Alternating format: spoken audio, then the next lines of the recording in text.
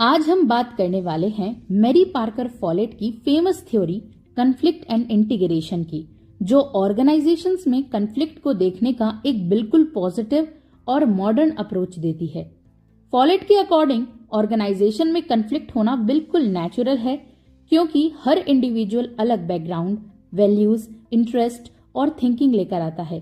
इसलिए कन्फ्लिक्ट को वॉर या फाइट नहीं समझना चाहिए, बल्कि सिर्फ डिफरेंस ऑफ ओपिनियंस की अपीयरेंस मानना चाहिए। उन्होंने कंस्ट्रक्टिव कन्फ्लिक्ट का कॉन्सेप्ट दिया, जिसका मतलब है कन्फ्लिक्ट को नेगेटिव नहीं बल्कि एक अपॉर्चुनिटी की तरह यूज करना चाहिए, जिससे ऑर्गेनाइजेशन बेटर सोल्यूशन तक पहुंच सके। कन्फ्लिक्ट रिजॉल्व करने के लिए फॉलेट ने 3 मेथड्स बताए।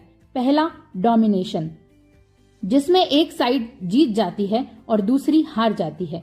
दूसरा, कॉम्प्रोमाइज, जिसमें दोनों साइड्स थोड़ा थोड़ा सेक्रीफाइस करती है। और तीसरा, सबसे बेस्ट मेथड, इंटीग्रेशन, जिसमें एक बिल्कुल नया सोल्यूशन फाइंड किया जाता है जो दोनों साइड्स की रियल नीड्स को सेटिस्फाई करता है बिना किसी सेक्रीफाइस के।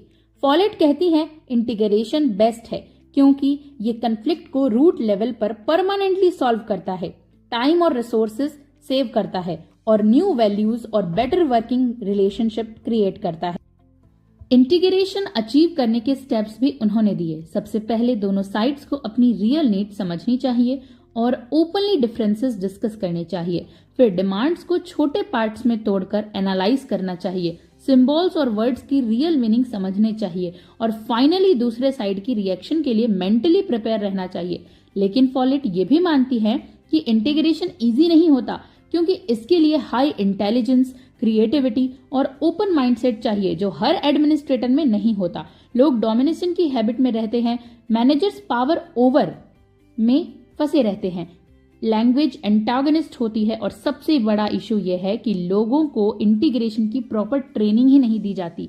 इसीलिए फॉलेट का कोर मैसेज ये है कि कन्फ्लिक्ट से डरना नहीं चाहिए, बल्कि उसे एक कंस्ट्रक्टिव टूल बनाकर ऑर्गेनाइजेशन को स्ट्रॉन्गर और मोर इनोवेटिव बनाना चाहिए।